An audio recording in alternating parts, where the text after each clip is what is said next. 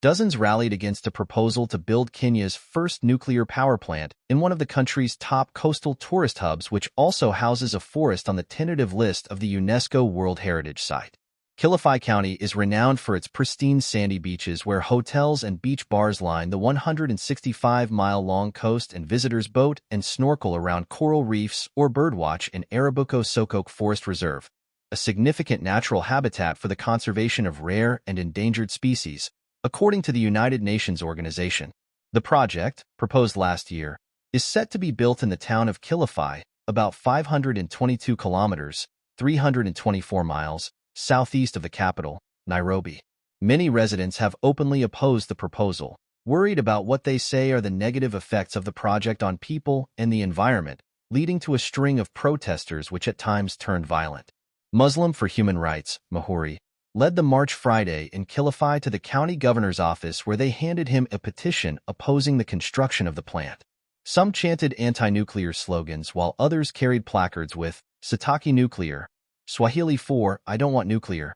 The construction of the 1,000 megawatts nuclear plant is set to begin in 2027 and be operational by 2034, with a cost of 500 billion Kenyan shillings, $3.8 billion. Francis Alma, a Muhuri activist, told the Associated Press that the negative effects of the nuclear plant outweigh its benefits. "We say that this project has a lot of negative effects.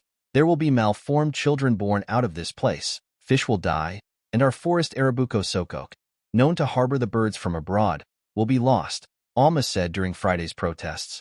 Juma Salubu, a resident who was beaten by the police during a previous demonstration, attended Friday's march and said, "Even if you kill us, just kill us, but we do not want a nuclear power plant in our Yayambo community."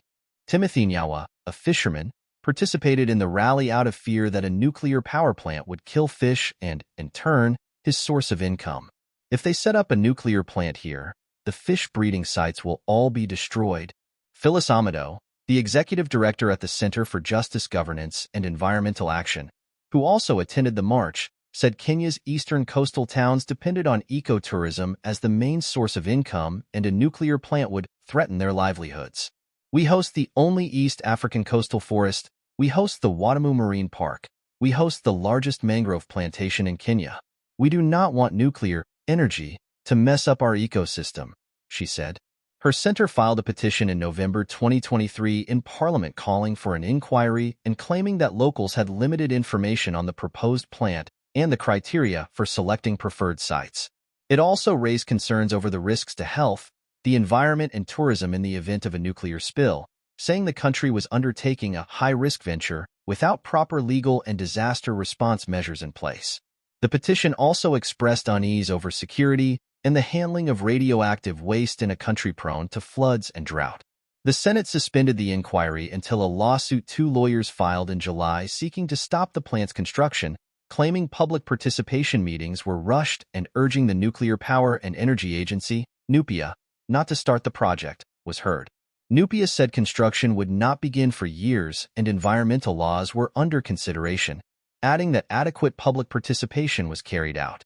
The nuclear agency also published an impact assessment report last year that recommended policies be put in place to ensure environmental protections, including detailed plans for the handling of radioactive waste, measures to mitigate environmental harm, such as setting up a nuclear unit in the National Environment Management Authority, and emergency response teams.